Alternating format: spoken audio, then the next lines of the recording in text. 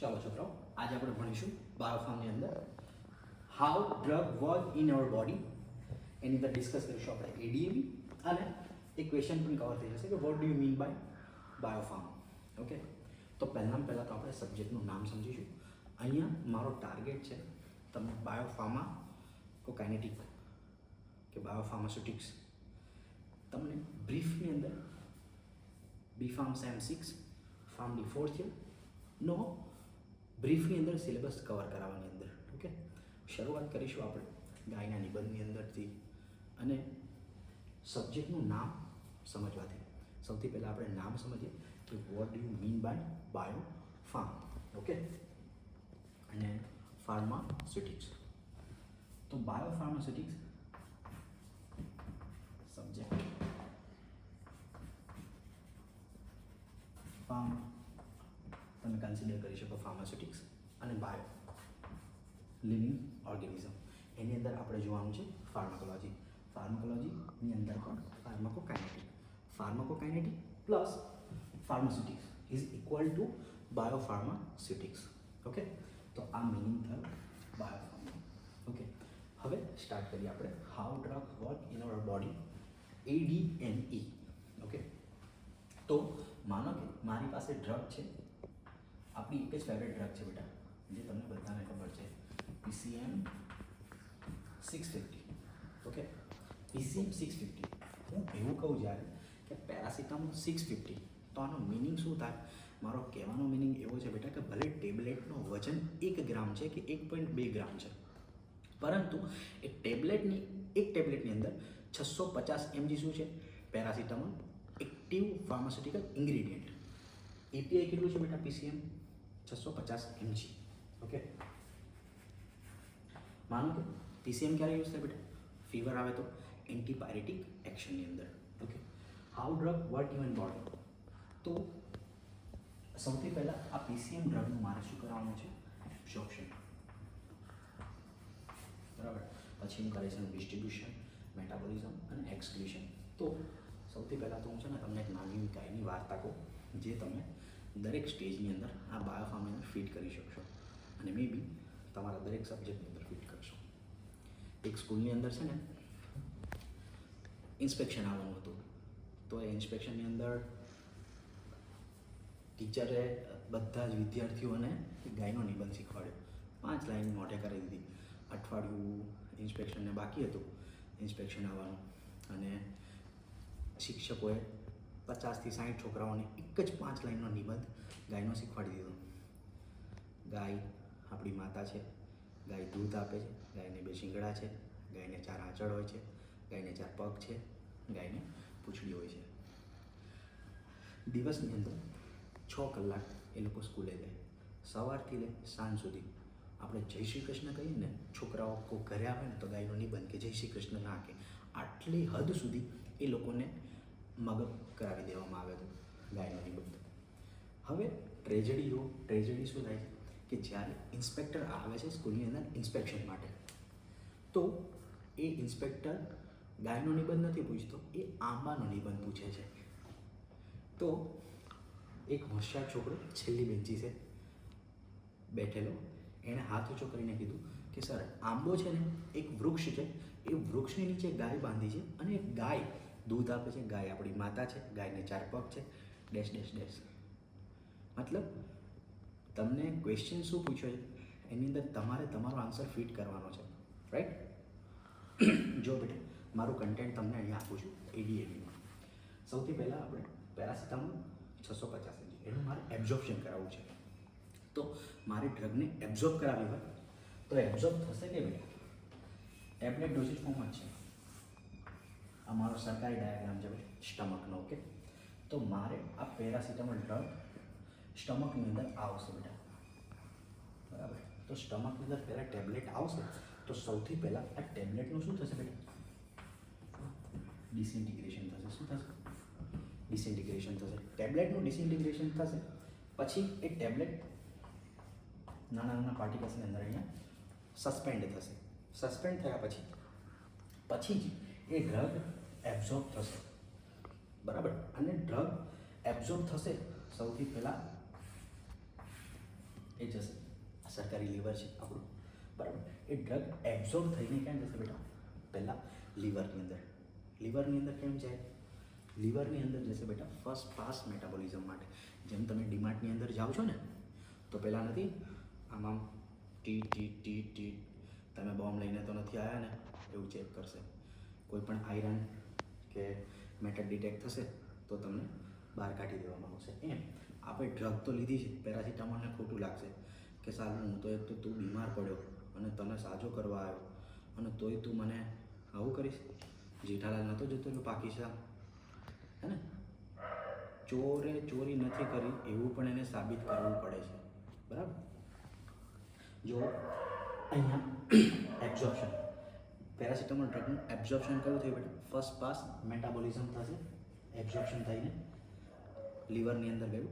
લીવરની અંદર ડ્રગ એટલા માટે જાય છે ડિટોક્સિફિકેશન માટે કે પેરાસિટામોલ ડ્રગને એવું સાબિત કરવું પડે છે કે હું કોઈ બહારની વ્યક્તિ નથી, તારી બોડીને હાર્મ કરવાની નથી, હું તો તને તાવ આવ્યો છે ને તો એ મટાડવા આવ્યો છું, બરાબર. તો પણ લીવર માનશે નહીં. એવું બોલશે ને ફાટલીને ચોડ દેશે. એટલે 650 mg હતી ને એમાંથી ડ્રગ થઈ ગઈ બેટા 500 mg, બરાબર.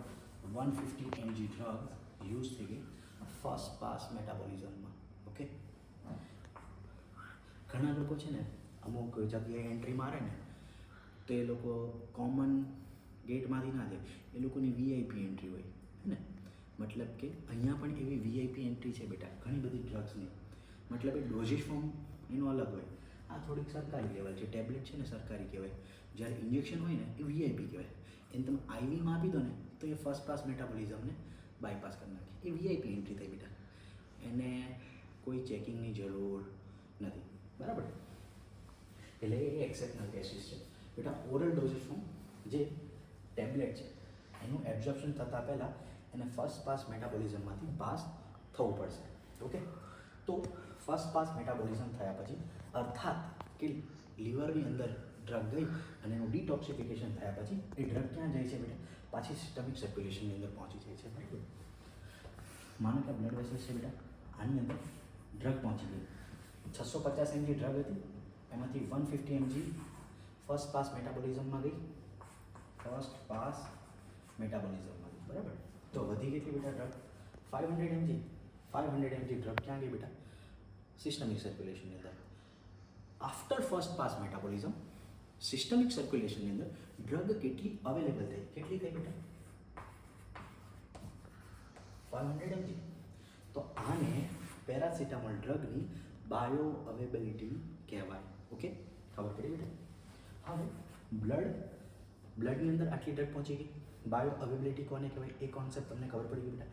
તો તમે ભણ્યા હશો 11th-12th સાયન્સની અંદર બોડી ફ્લુઇડ્સ એન્ડ સર્ક્યુલેશન ચેપ્ટરની અંદર કે બ્લડની અંદર 3 પ્લાઝમા પ્રોટીન હોય છે, આલ્બ્યુમિન, ગ્લોબ્યુલિન અને ફાઇબ્રિનોજન. તો આ ડ્રગ ક્યાં છે? બ્લડની અંદર. હવે આનું શું થશે બેટા? પ્લાઝમા પ્રોટીન બાઇન્ડિંગ, બરાબર. 3 ટાઈપના પ્રોટીન છે બેટા આપણી પાસે, આલ્બ્યુમિન, ગ્લોબ્યુલિન અને ફાઇબ્રિનોજન. ડ્રગ સૌથી વધારે કેની સાથે બાઇન્ડ થશે બેટા? આલ્બ્યુમિન સાથે. ઓકે. આ બંને સાથે બહુ લેસ એમાઉન્ટમાં બાઇન્ડ થશે. માનો કે 500 mg છે અને આપણે બે પોર્શનની અંદર વહેંચીએ બેટા. માનો 300 mg એન્ડ 200 mg. માનો કે બેટા 200 mg છે એ ડ્રગનું પ્લાઝમા પ્રોટીન બાઇન્ડિંગ થઈ ગયું, બરાબર. આ ડ્રગનું શું થઈ ગયું બેટા? પ્લાઝમા પ્રોટીન બાઇન્ડિંગ થઈ ગયું. આ ડ્રગ બાઇન્ડ થઈ નથી. જે ડ્રગ બાઇન્ડ થઈ નથી એ ડ્રગને હું શું કહીશ બેટા? Unbound drug. અને જે ડ્રગ બાઇન્ડ થઈ ગઈ છે પ્લાઝમા પ્રોટીન સાથે એ ડ્રગને શું કહેવાય છે બેટા? Bounded drug. ઓકે. તો અહીંયા આગળ ફ્રી ફોર્મમાં મને કેટલા mg ડ્રગ છે? 300 mg ડ્રગ છે, બરાબર. તો અહીંયા મને એક્શન આપવા માટે કોણ રિસ્પોન્સિબલ છે? સર કઈ એક્શન આપવાની? સાહેબ PCM છે તો PCM તો થોડી ના માને બીજા કોઈ ડ્રગ માટે, બીજી કોઈ ડિસીઝ માટે હેલ્પફુલ થશે. પેરાસિટામોલ તમને બધાને ખબર છે બેટા ફીવર માટે છે. ઓકે. તો મને આ 300 mg ડ્રગ છે એની સાઇટ ઓફ એક્શન ઉપર છે અને મને એન્ટીપાયરેટિક એક્ટિવિટી શો કરશે, બરાબર. મતલબ એબ્ઝોર્પ્શન થઈ ગયું, આ ડ્રગની અંદર એનું પ્લાઝ્મા પ્રોટીન બાઇન્ડિંગ થઈ ગયું અને એની સાઇટ ઓફ એક્શન સુધી પહોંચે એટલે એ ડ્રગનું ડિસ્ટ્રીબ્યુશન થઈ ગયું. તો એબ્ઝોર્પ્શન અને ડિસ્ટ્રીબ્યુશન પાર્ટ કવર થઈ ગયો, બરાબર.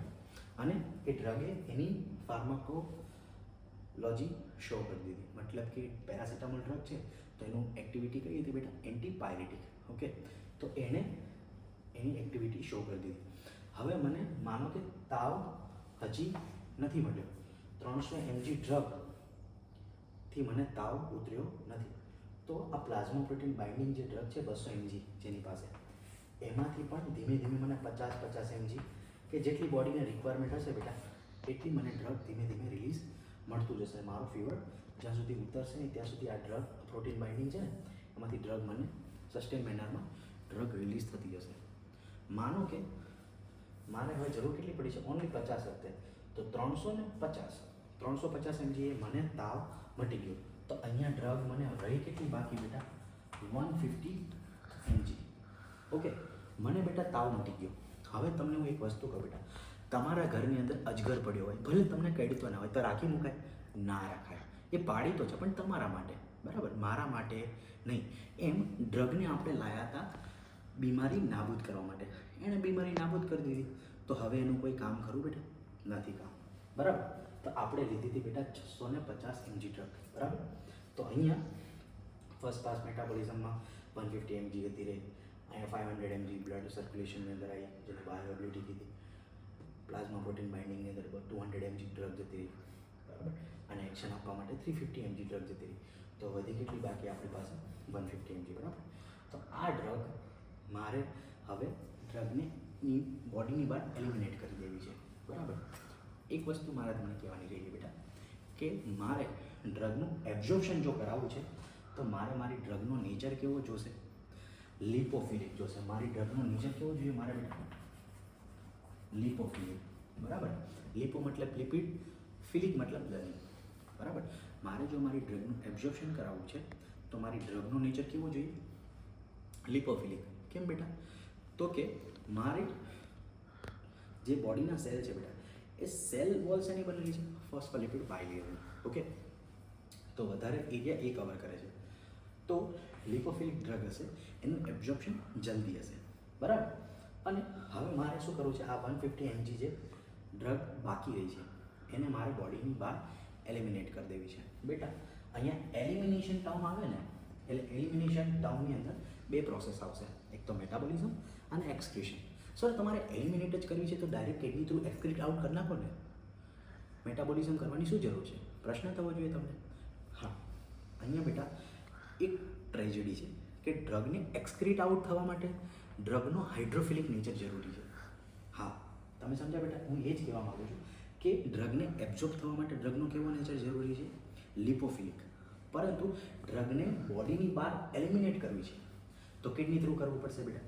તો કિડનીની હેલ્પથી મારે ડ્રગને એક્સક્રીટ આઉટ કરવી હશે ને તો મારે ડ્રગનો નેચર કેવો જોશે બેટા? હાઇડ્રોફિલિક, બરાબર.